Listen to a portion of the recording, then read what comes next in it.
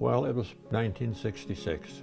Back when they first came to Regina and opened this house, of course it was their first house here in this diocese, and the people heard about it and got excited about what it was who is coming here and what they are about to do. But at the time, very few of us knew anything about Madonna House. So we heard about it, and well, actually my wife heard about it first, and we decided, well, we should volunteer and find out more about this Madonna House and Marian Center and what they do.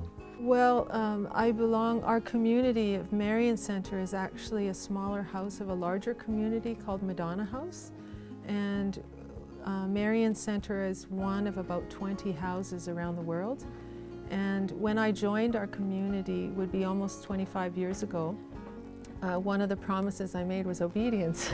So that was, that's a short answer of why I came here. I wanted to be a part of helping, and I could see that it was a community, like it's a family, it's like a family, a large family helping each other. And so I wanted, as a young person, I was in my 20s then, I wanted to be a part of serving and to see what was involved in serving people, and doing it. And we were doing it together, I started volunteering here, I think, in winter of 1980.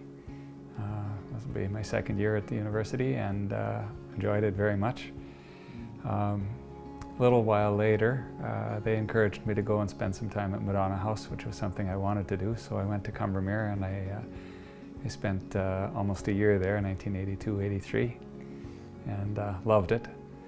And came back and continued to study and continued to volunteer at the Marian Center. Then for a period of time, they were running the used clothing shop that became the Blue Mantle, or that was the Blue Mantle, out of the basement here, and then it was moved elsewhere, and eventually in I think the fall of 1984, they were setting up a Blue Mantle down on 11th Avenue. And so at that time, Therese Fajardo of the Marian Center staff encouraged me to apply for that job, and I became the manager of the Blue Mantle for a little over a year, and very closely attached to the Marian Center as well. I happened to be downtown. I was busking on the Scar Street Mall, and somebody said, "Oh, I have to get to the Marian Center." And I said, "What? I thought he was going to spend the afternoon with me on the Scar Street Mall when I was busking. And so I was wondering about the Marian Center. So in the fall, when I stopped busking, because it got too cold, I came here, and the staff were very friendly, and they said, keep coming. And then I told them that I was musically inclined, and they said, "Oh, we'd like to have a piano player here." And so I was welcomed in many ways. It's a very helpful place when you're stuck, when you have no place to go or to eat. I'm grateful for this place for helping us when we have no place to go, when we're out and about struggling on the streets, from alcohol addiction. The Marian Center has helped me out since 2001, giving me clothes out of here, for their clothing day on Fridays, and having a nice, wonderful meals. They have very nutritious, wonderful meals on a daily basis. One of the things we recognized is that, in Regina or anywhere, we can find the needs, the physical hunger of people, that was true when we started at Marian Center in 1966. There were people that were, desperately in need. They were hungry, they were in need of a place to go, etc. And now there are still people that are in need. There's still people that are hungry. There's still people that need housing, etc. But there's other needs that change. And that one of the needs we recognized is that there's a real spiritual hunger in people. And also too, you're like feeding your soul, something at the same time too with goodness, that there's lots of goodness out there. Even though a lot of us live on the streets, but it shows that there's a lot of goodness out there. There's lots of good people out there and a lot of good values out there. you know, out there to help people, and they see us as equal, and not judgmental or stereotypical, and you feel at home. And I feel, as many as my other friends that also attend the Marian Center, they feel like it's kind of like a home. They make you feel comfortable and make you feel at home, and they treat you as a person. My little great-granddaughter, her name is Marcia. She's just turned 5 years old. I spoil my little great-grandchildren. Every Sunday when I go to church, when I can afford it, I buy them little goodies, sometimes cookies or apples, oranges, I give them. Most justice work, most work of solidarity begins by building relationships. And you often build relationships by walking with people, and walking with people in their needs, and not hiding your own needs either, but being present as one person with weaknesses and struggles and vulnerabilities to another. And the Marian Center fostered that kind of space where people, whatever their needs were, could come here, find a home, feel comfortable, be who they were, be themselves. So that way of fostering relationships, I think I learned here before anywhere else. They always have lots of people coming here because the word gets out that this place is welcome to everybody, and volunteers come and they help out and they serve, and it just seems to be a good feeling about coming here, and anything this good, the word gets out, and it seems to brush off on a lot of us men that there's a greater calling for us, and not to be discouraged. Pretty well all the staff, I got to know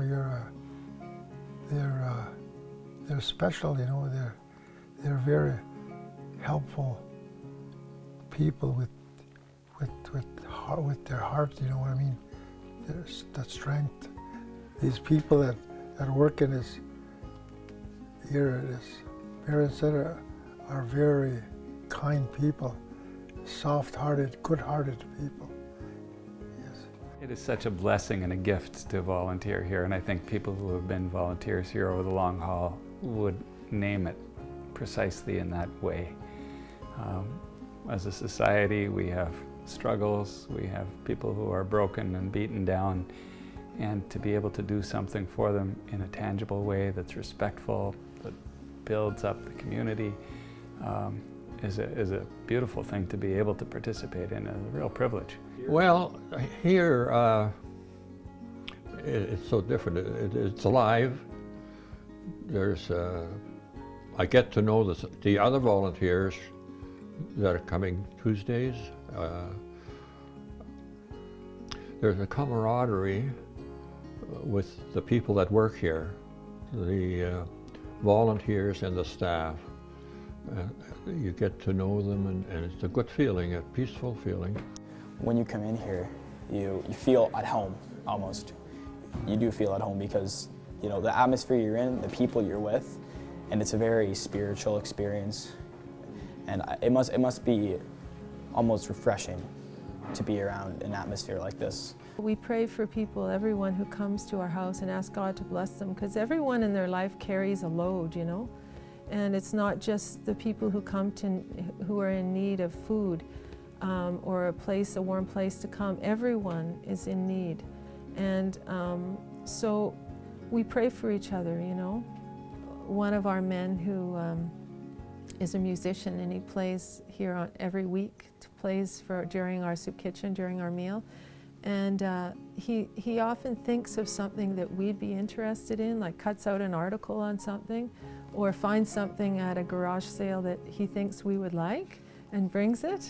And I'm just so moved by that, you know, like that, like when he has that desire, and that's in his heart when he's got so many things to be burdened by, and he's struggling quite a bit every day.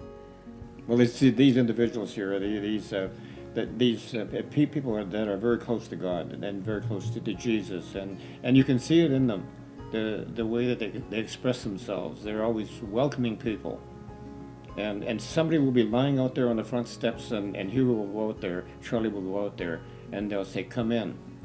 There's a lot of goodwill. Goodwill, that's the word I wanted. You'll find it right here.